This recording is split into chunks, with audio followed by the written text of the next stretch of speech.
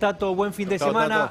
Bienvenidos amigos a Terapia de Noticias. Vamos a hablar de economía, de esta crisis, los costos ocultos, ¿no?, de la crisis, le dicen los empresarios. Acá hoy tuvo dictamen el proyecto para gravar las grandes fortunas, esto tan discutido últimamente en las cámaras empresariales, en el propio seno del gobierno.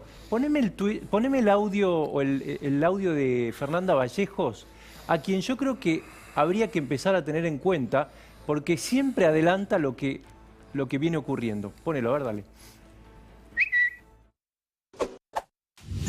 Y entonces, si se rechaza esta iniciativa, si se rechaza esta posibilidad de que esa pequeña porción, ese 0,02%, privilegiado de nuestra sociedad contribuya solidariamente a morigerar la situación en la que se encuentra el resto de la sociedad, de la que todos, ese 0,02% y todo el resto de los argentinos y de las argentinas formamos parte de una misma comunidad nacional, entonces, ¿cuáles son los intereses que se están defendiendo? Bueno, esta va a ser la polémica, seguramente este proyecto va a ser tratado en las próximas semanas, viene un poquito retrasado. Hablaba esta semana con un ministro del gobierno que me decía, dice Sergio Massa que estamos entre 3 y 4 manos arriba. Atención con la figura retórica, porque hace un poco a la cuestión, porque en la Argentina siempre este tipo de crisis dan pie a que tratemos de manotear alguna caja o algún presupuesto ajeno, pero ninguna discusión de fondo sobre cómo crear riqueza, ¿no? De hecho, esta misma discusión se dio el martes en un Zoom en la Unión Industrial, donde un empresario, Guillermo Moretti, dijo, yo filosóficamente estoy de acuerdo con este proyecto, pero debería caer sobre los que se la llevaron, los que más ganaron, sobre los bancos, ¿no? Un poco, siempre es grabar al otro, ¿no? Ahí me hizo acordar a una broma de Juan Carlos de Pablo, que dice siempre, hay que aprobar el subsidio a mí. Bueno, esta vez es un poco el reverso de esto, pero tiene que ver con lo mismo. No discutimos en la Argentina hasta ahora cómo crear riqueza, cómo generar ganancias y después redistribuirlas.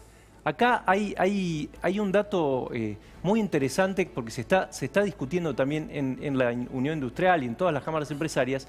Esta es una oportunidad probablemente para hacerlo. Hoy hablaba con politólogos que me decían, ojo que Alberto Fernández está a tiempo de dar un volantazo y de decir, bueno, vamos a emprender reformas estructurales, una reforma previsional, una reforma laboral, una reforma impositiva. Todavía está a tiempo.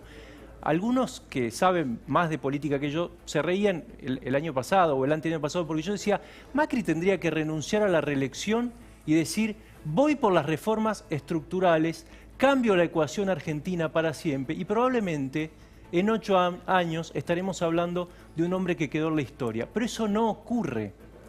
Me pregunto entonces, ¿querrá Alberto Fernández, aprovechando esta oportunidad de crisis sanitaria, de crisis económica enorme en el mundo, de quedar en la historia? Imagínense, por ejemplo, si pusiéramos toda la energía que estamos poniendo en la reforma judicial, en discutirla, en reformas estructurales.